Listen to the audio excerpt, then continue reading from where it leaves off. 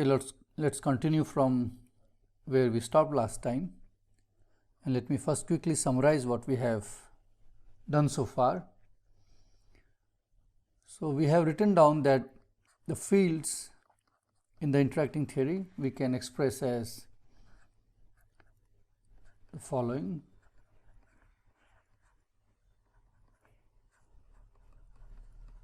In terms of fields in the interacting picture, so phi I, and you have to sandwich between these operators.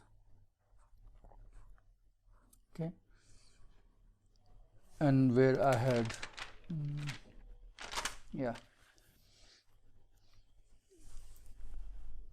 okay, I think I wrote down the expression of u earlier.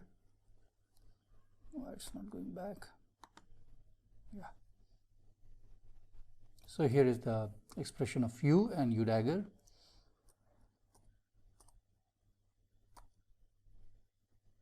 Oops. Okay, and we saw that u is unitary. So u dagger u is 1. Okay. And then we had also written down the differential equation that u obeys.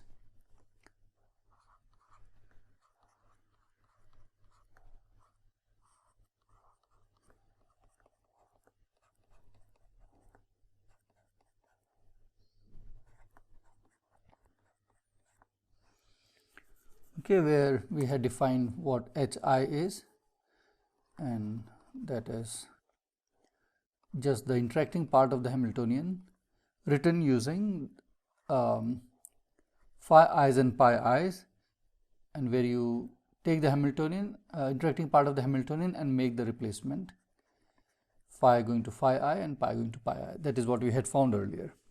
Okay. And our task is now to find a solution for this differential equation together with the boundary condition that u t0 is 1. Okay, because from the definition it's clear that u t naught is 1.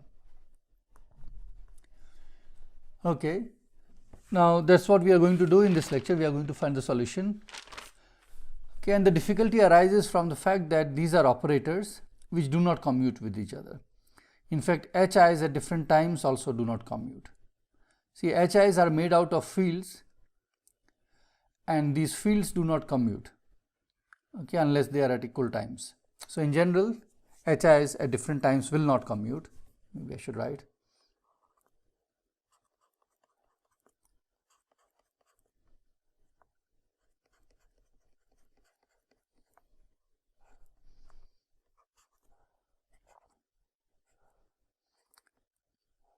Okay, there is some problem. So this is not true in general, right? Only when you are looking at equal time commutation relations, then the fields commute, but HIs when constructed this way, because they are fields, and if you are looking at HI with fields at time t and HI at fields at different times, okay, then they will not commute. Okay, so this is the source of difficulty in finding a solution to this. So we will go in steps so that things become easier. So to begin with, if these were not operators, okay, these were ordinary functions, then the solution is easy. Okay, then you would expect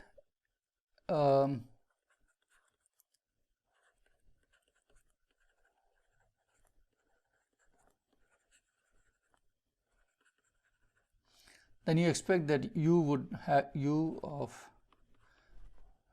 t will be like this.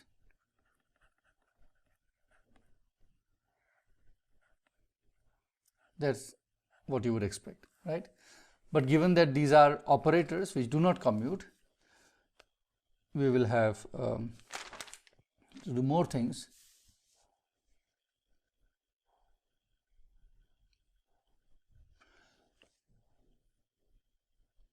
Now, if HIs were commuting, if U's and HIs, all these things were commuting, they, let's say even when they were operators, okay, or think of them as matrices,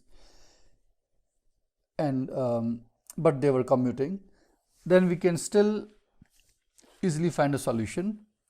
So these are all imagined scenarios. If H and U were all commuting,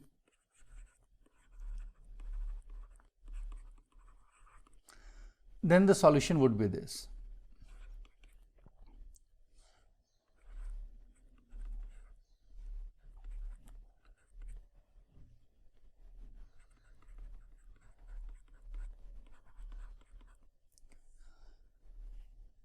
Let me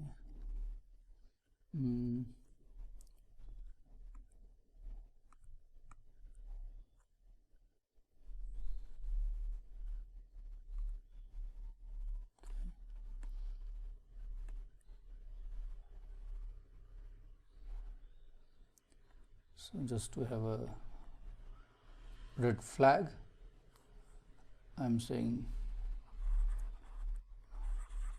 that these are imagined scenarios, so these are not the real, this is not the real situation.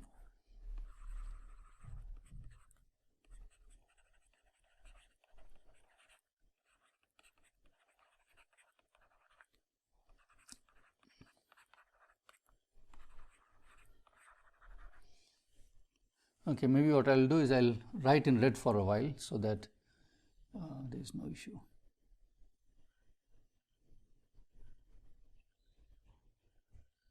Or maybe not. Okay, so let's see whether indeed this would be a solution if these were all commuting. So first I should tell you what it means to write in this form if H is an operator. So the meaning of this expression is as follows. So this you should this is formally defined as the following. So 1 minus I T naught to T H I T prime dt prime plus minus I square over 2 factorial, and then you have T naught to T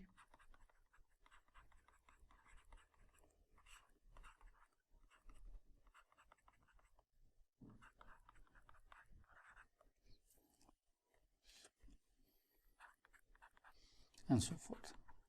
Okay, that's the meaning of this exponential. That's the this expression. The second line is what is meant by writing this exponential. Okay, and let's verify that indeed this is the case. Maybe I will leave it as an exercise to, or maybe I can do it. Not difficult.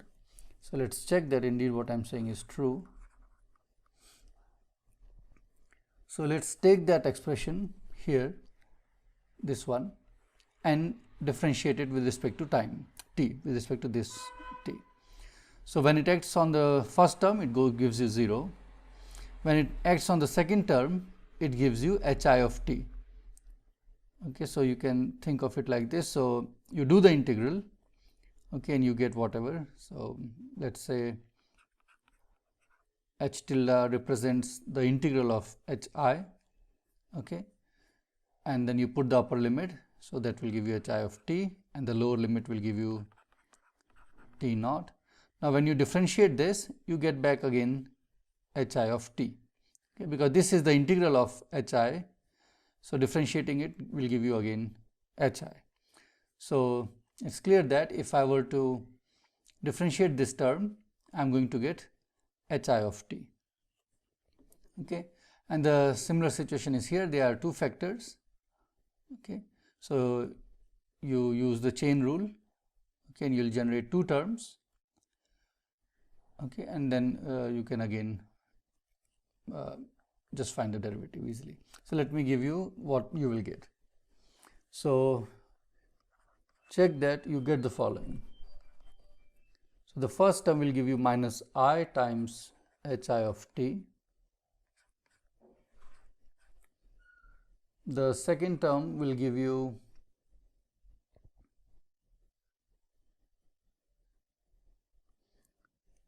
minus I whole square over 2 factorial that you already had, and then as I said, we will get hi of t from the first integral, and then you have the second integral left with you.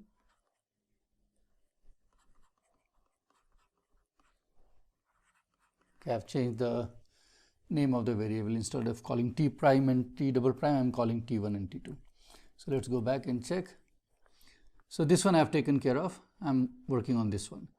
So first I take derivative of this term times this one, and then this one times the derivative of this, and using the argument which I gave for this first term, you see that this will just give you hi of t times this integral plus this integral times hi of t.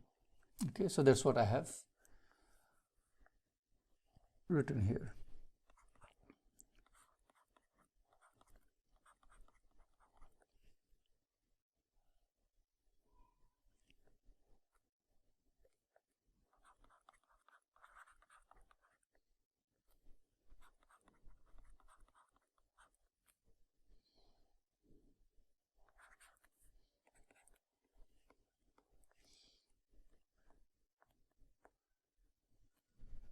Plus, then you get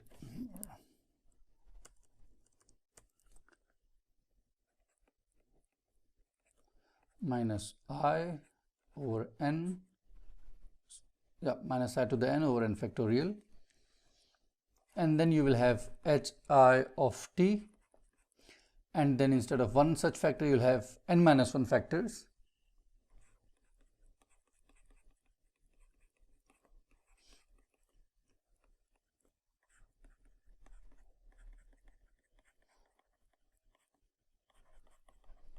Okay, so if this n minus 1 is telling you that there are such n minus 1 factors, and then you will have other terms. Just like you had two terms here, you will have in total n minus 1 terms. Okay, just like the above. Now you can pull out hi of t from each of the terms.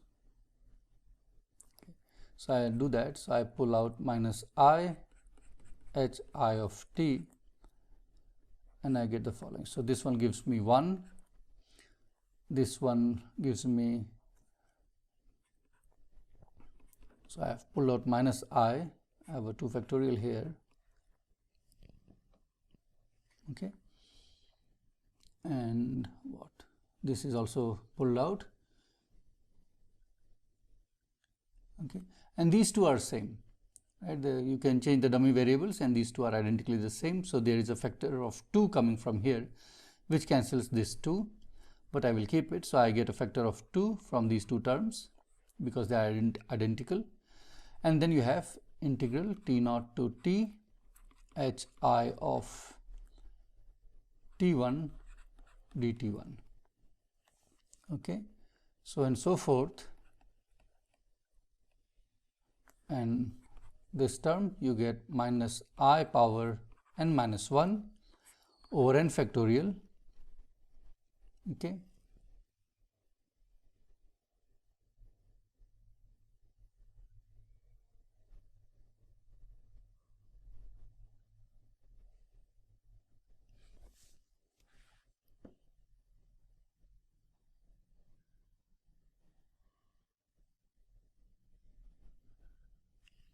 and then you get here, I pulled out this, so you have n minus 1 such factors.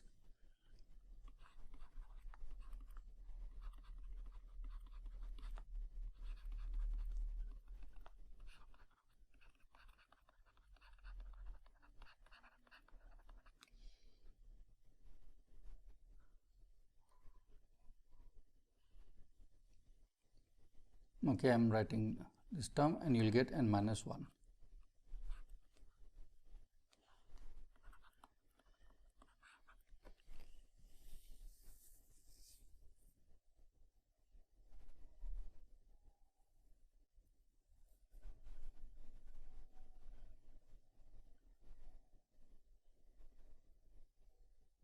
No, sorry, n. You will get n. They are total n terms, not n minus 1 terms. Okay, so that's what you will get. And now I can cancel this 2 with this 2 factorial here, and this n, when I cancel with n factorial, it will give me n minus 1 factorial. Let me write it cleanly. So this will become, let me write the coefficient of this one. It will become minus I to the n minus 1 over n minus 1 factorial, and this will have n minus 1 such factors, right? So you see that this is just an exponential again, okay, and which is what we said the answer is. So I mean, this is our beginning thing.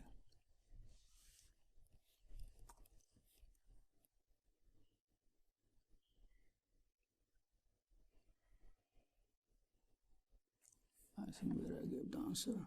Yeah, this is the answer I gave, this expression, and you see we have recovered this one. So this is again u. So I get minus I hi of t and then u of t0 to t, right?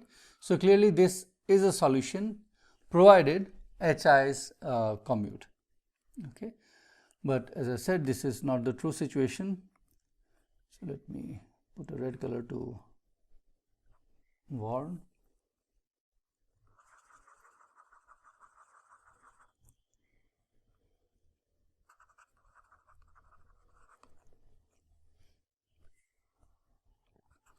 This is true only when all the operators are commuting.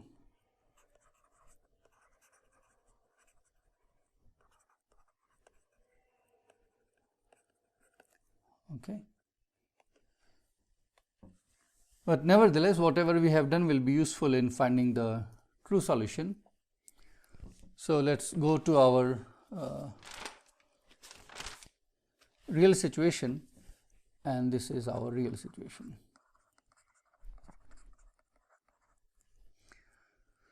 So what do we have? We have T0 to T delta T minus I hi T u of T0 to T.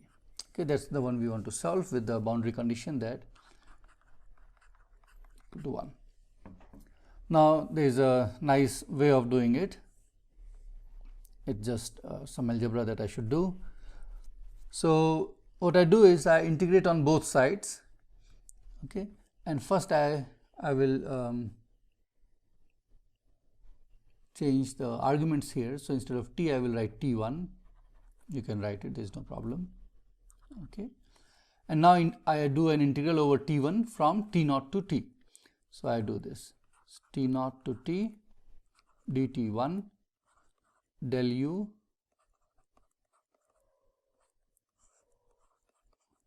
over del t1, okay, and this gives me t0 to t and dt1, maybe I can write it to the right side.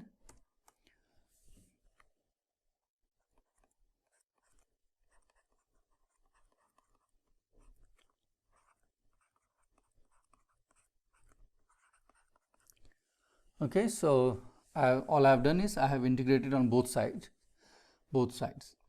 Okay. Now when you integrate the left hand side, you just get u of doing the indefinite integral gives you u of t1 t0. Then you put the upper and lower limits, you get u of t t0 minus u of t0 t0, which is 1. Okay, and I can take that 1 to the right hand side. So minus 1 becomes a plus 1, and then you have this term.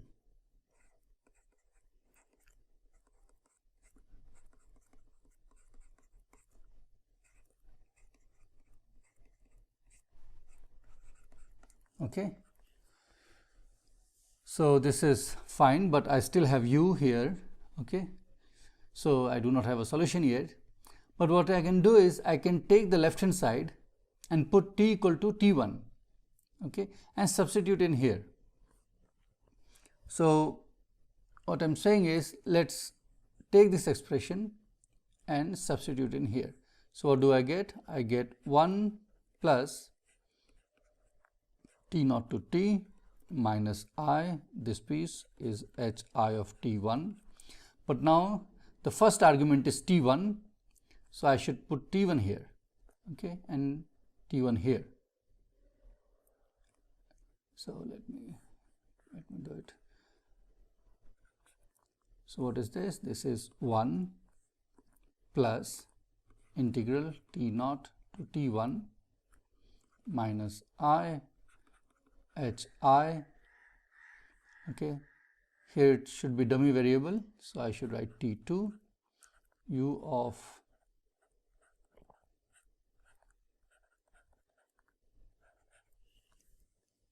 okay. Let's check whether everything is correct. So maybe it will help to write this for U of T1 T naught. This will be 1 plus T naught to T1, so I am replacing T by T1 in here, minus I H I. Now this was a dummy variable, integration variable, so that I change, and you see this is what I have put in here, okay. So up to here this was the same, and when I got U, I replaced 1 plus this and this, correct, okay. So now what I will do is I will take this one and again make this replacement, but this time I want T2, so this becomes T2, this is T2, this dummy variable I should change to T3, okay, and then substitute in here. So if I do that, I get the following.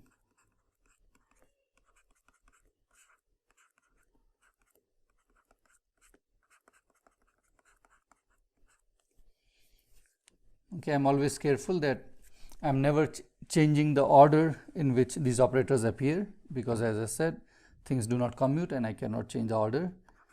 So I have to be careful.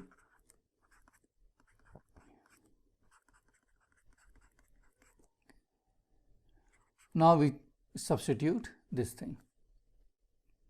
I should write D2, I should write DT1. And when you substitute this, you get 1 plus T naught to T2 H I T3, okay, and U T3 T naught, okay, and you have a DT3, okay. So this is how it will go. So you keep substituting for U this expression. Okay. So what you get eventually is the following.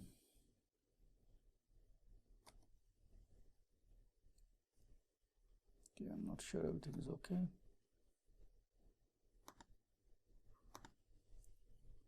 Yeah, this and this one.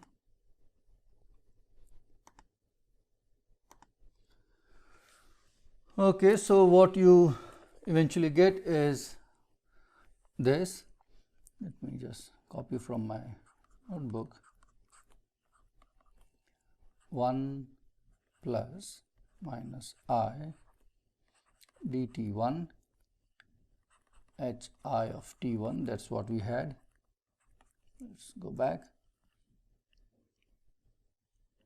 This piece, so when you are multiplying this with 1, okay, that's what you get. And then you have other term minus I t naught to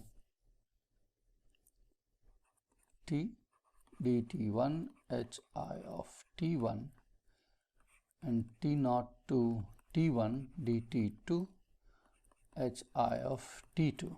Okay, so you should read it like this, because here you have to do the t2 integral first and the limits go from t naught to t1, but t1 is the integration variable here, right? So now you are doing integral over t1, so this has to be maintained. And then let me write one more term here. It was minus I square, now minus I cube,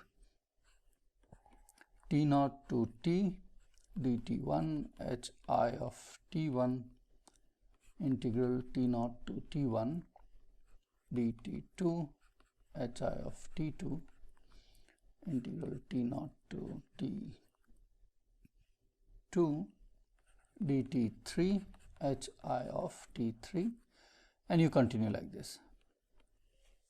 Okay.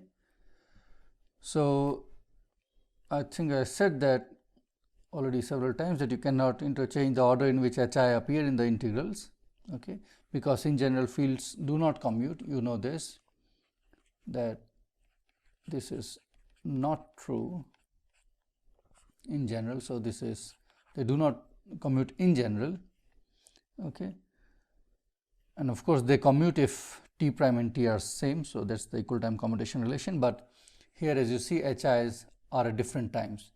For example, this one has hi at a time, I mean the time argument of hi is always smaller than the time argument of hi here, right? Because here the integration limit of t2 goes from t0 to t1. So the maximum value t2 takes is t1, okay, and then you are doing integral over t1. So t1, the t2 always remains below t1. So hi of t2 and hi of t1, they are always at different time arguments, okay. They do not commute in general, and similarly here, okay, and that is why we have to be careful with the order in which we have written things, okay. So good, then what?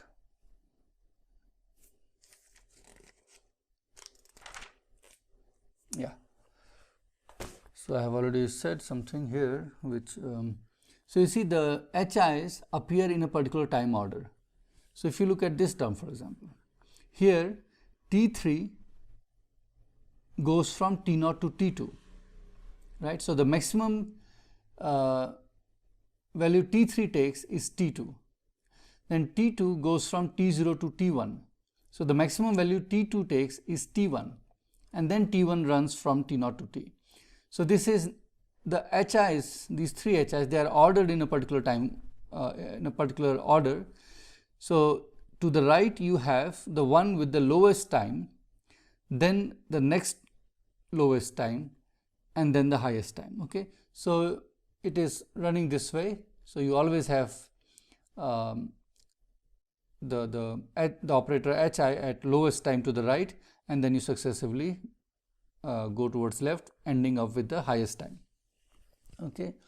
So I will define a time ordered product of these hi's then, okay. So I will write, maybe I'll write here and then go to the previous sheet. So we have hi of ti1, hi of ti2,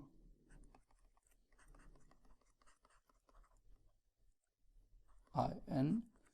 We are going to have for the nth term n such h's, okay. And suppose that ti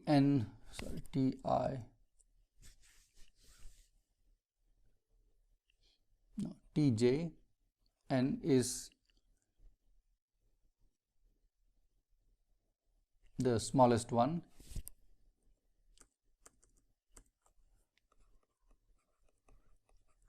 okay. So this is the smallest time, followed by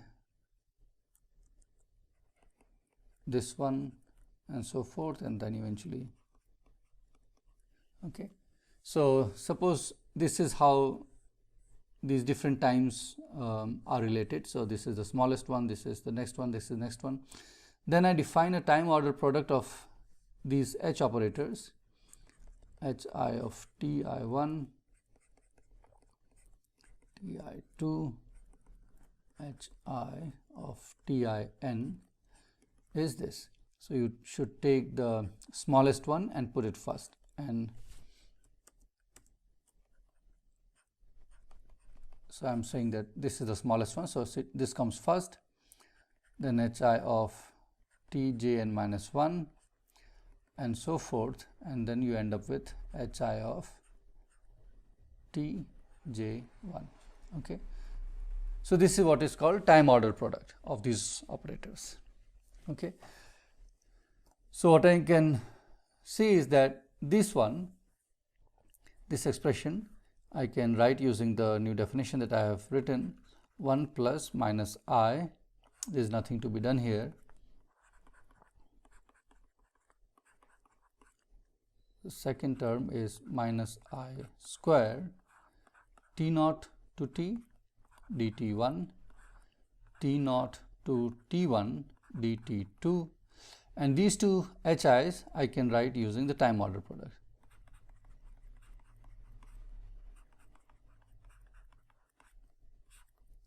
Okay, this is exactly the same thing. It's naturally ordered here. Now I have just written the same thing explicitly. Now if you were to interchange HI T1 and HI T2, so if you put this way and that way, it's still the same, because time ordering operator knows that it has to put the smallest one first and the second one should be the one with the larger time. So no matter which way you put these H's, the time ordering operator will always make this happen. So it will always put in this correct order. Okay, so that's the advantage. And maybe I can write this one more term, T naught to T dt1, T naught to T1 dt2, and T naught to T2 dt3. Okay, and then you have time order product of HI of T1, HI of T2, and HI of T3. Okay, and you can interchange the order within the T and nothing changes for the reasons I explained above. So that's what I have got. Okay, that's good, but you see, we were expecting something like an exponential here, right? So where was it? Yeah, this is what we had written. Okay, and here the difference from what we have right now in our calculation is that the integration limits are all going to t. Okay, and then you have all these nice 1 over 2 factorial and 1 over 3 factorial which produce an exponential. And what we have, sorry, I think I said opposite.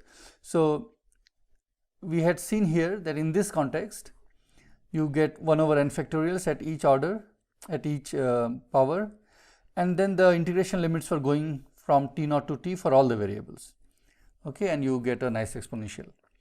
But what we have now is the integration limits are going from t naught to t1, t naught to t, or in this case t naught to t2, then t naught to t1, then t naught to t. So that's one difference. Upper limits are not all t, and you also do not have n factorials in the denominators.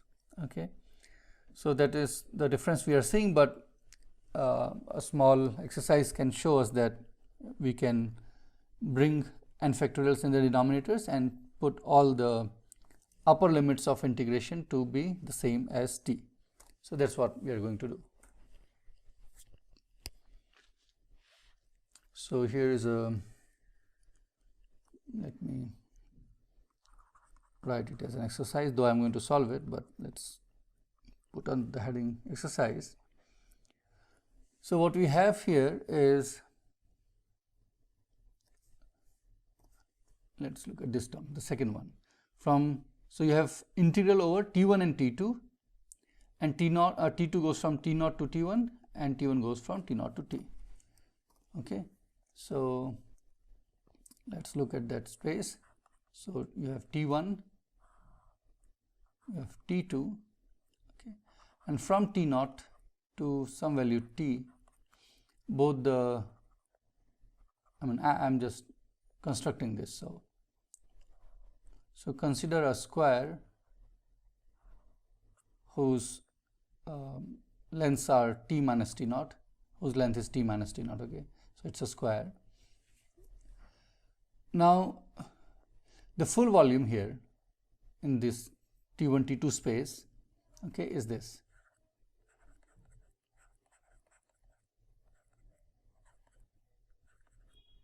Right? That's the full volume. But I can divide it into two parts like this. So the division is in the following way. So if you are in this region, okay, then for any value of T1, let's say this T1, for any value of T1, T2 goes from T0, so here T2 takes a value T0, so T2 goes from T0 to maximum to this, right?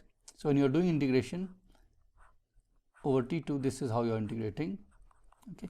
And what is this line? This diagonal line is T1 equal to T2 line, okay. So you see that in this region, when you are integrating, your T2 is always below T1, right, because this is the line T2 is equal to T1, and any point below this line in this region is T2 less than T1. So this diagonal line, okay, naturally divides this square into two regions. In one region, one variable is always less than the other, and in the other region, it's just reversed, okay. So that's the division that has happened in this. But you see that the sum of these two regions is the full region, okay, which says integral dt2 T0 to T1, okay, and then of course you integrate over the full T1, that's this region, okay, plus now T1 goes from T0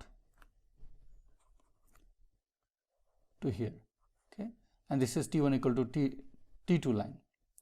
So the maximum value T1 takes here is T2, and then you integrate over, okay, so dt2, T2 then goes from 0 to T, so this is T0 to T, sorry, not 0, this, okay. And how much is that? This is the full volume.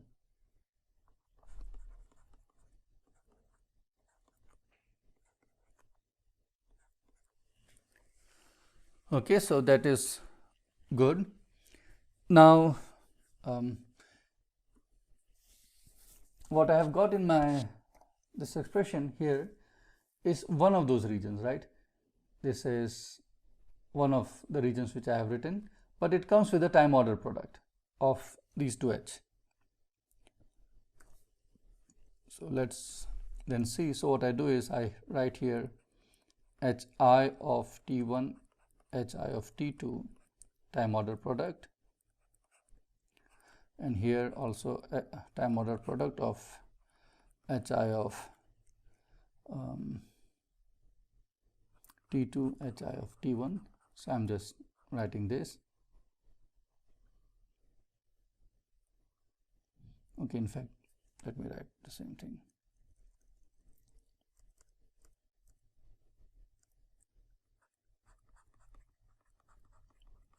And here also. So I am integrating over the same quantity in all the three, right? So this is then allowed. Now you see that this one and this one, they are identical, because I can change the dummy variable T1 to T2.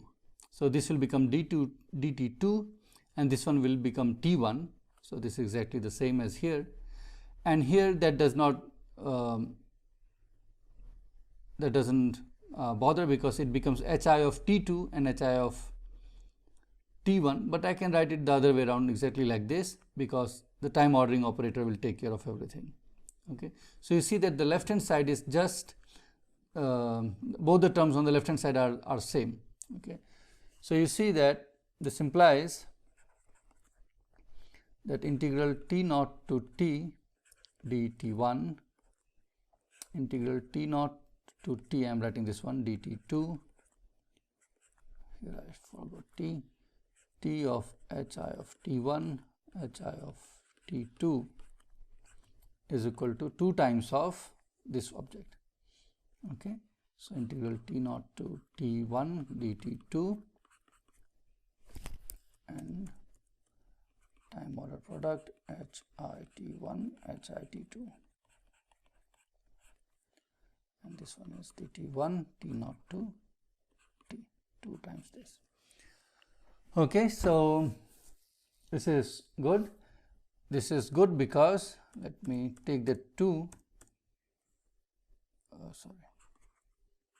let me take this 2 to the other side and write it as 1 over 2.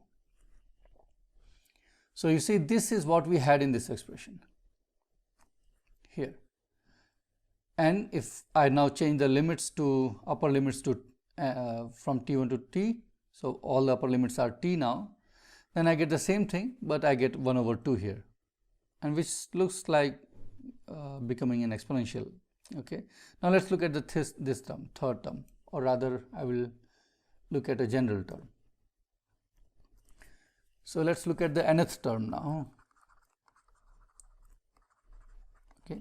So now instead of having just t1, t2, I will be integrating over t1, t2 and t3 and t4 and t5. So you are going to be in basically n-dimensional t space. Okay.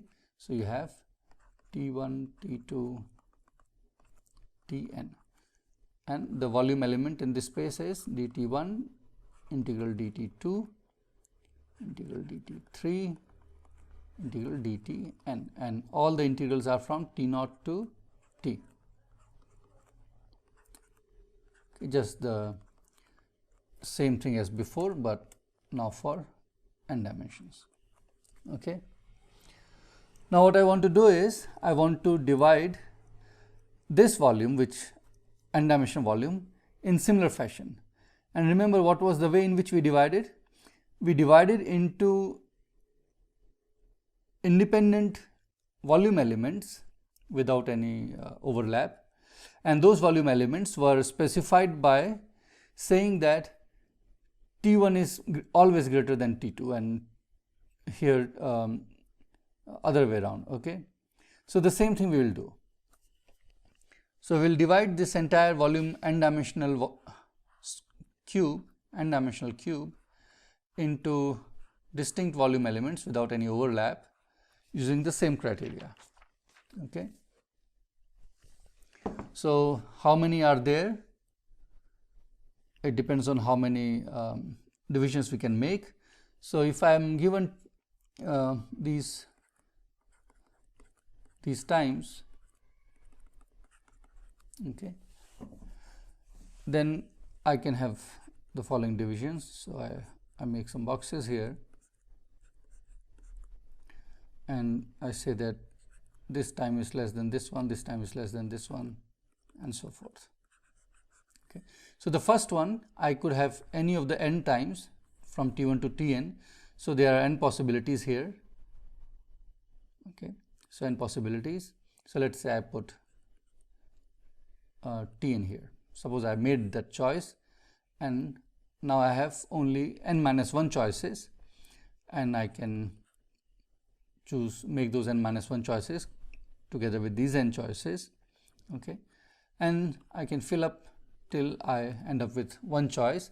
So you see that I have in total n factorial choices, meaning I can divide this entire n-dimensional volume into n factorial smaller volumes, which will not have any overlap with each other, and together they will fill up the entire n-dimensional this n-dimensional cube, okay, which has side from t0 to t, length is t0 to t. Okay, so we see that we have n factorial such choices or such spaces. So let me write it down. So we have n factorial divisions of n-dimensional cube. Okay, in the T space. Okay, and if I sum all these n factorial regions,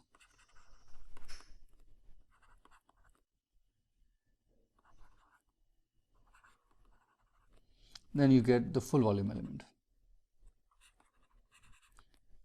full volume of the cube.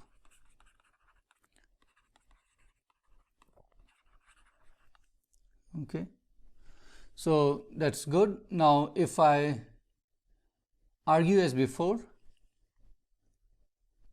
the argument I gave here, right? Now you have instead of these two a total of n factorial terms. Okay, and you can of course again rechange the labels and use the fact that time ordering will take care of everything irrespective of what arguments the edges have, and using that same logic you arrive at the following result, that maybe I should write on the next sheet, that integral t naught to t. So I am now integrating over the full cube,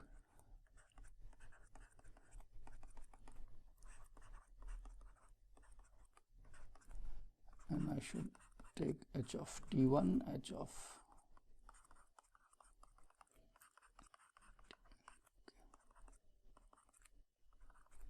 okay, this entire thing, if I divide by 1 over n factorial, so if I take one part of it, okay, one division of this entire volume, then that is the one which is equal to this one.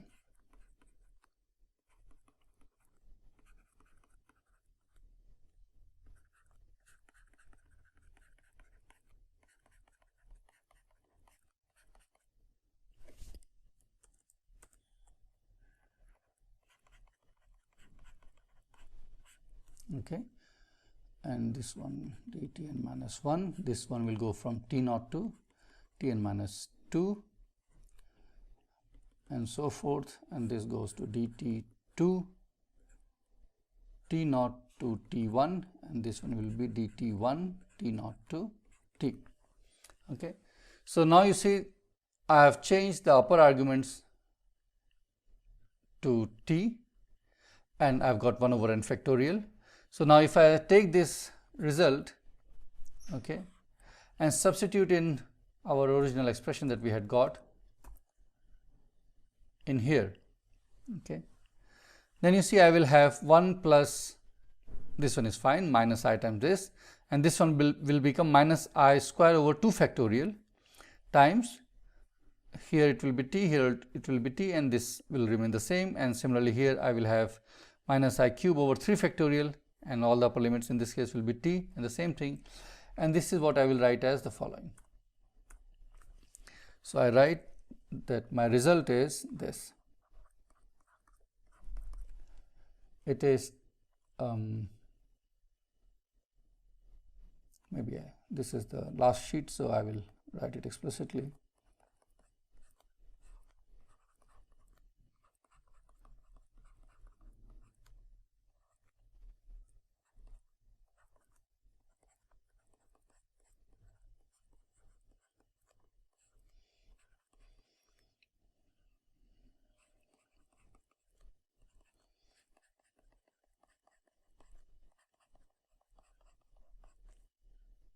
From t naught to t.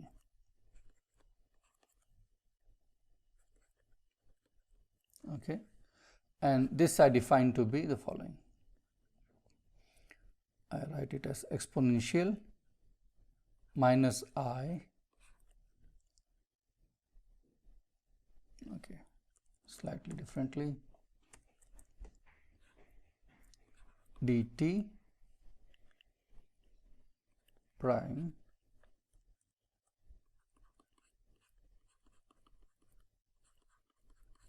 okay, I've just brought in minus I here, and integration is from t naught to t, okay, and then I put a t here, time ordering operator here. So this t tells me that when I am expanding the exponential above, okay, and I should always ensure that the time the operators HIs, okay, are correctly time ordered. Okay, so this is the definition of this object. So what is the meaning of this object? The meaning of this object is the above expression. Okay, so that's just a convenient way of writing this bigger expression. Okay, so you see that we have succeeded at least in expressing the field phi in terms of phi i's only, okay, or phi i's and pi i's. if our Hi included pi I, but for our Phi-4 theory there is only phi I. So you see here, now once I have found the solution of U like this, and you know Hi is made out of phi I, so for our case Hi is d4x, no, d cube x phi x to the fourth, okay, and of course lambda over 4 factorial. Okay, so this is Hi for us. So you see this entire U is constructed out of only phi i's, okay, because once you expand this will contain only phi i's powers of it, which means that I have now expressed phi in terms of phi i's only, okay, which is one thing I wanted to do, okay. So that is good, and the reason why I wanted to do was because phi I evolves with free field, free Hamiltonian. So this will be very useful. Now what I should do next is worry about our ground state, okay, and do something here so that that also involves only objects which evolve in time with free fields, okay, evolve in time with free Hamiltonian. Okay, so good, we'll stop here and we'll meet in the next video.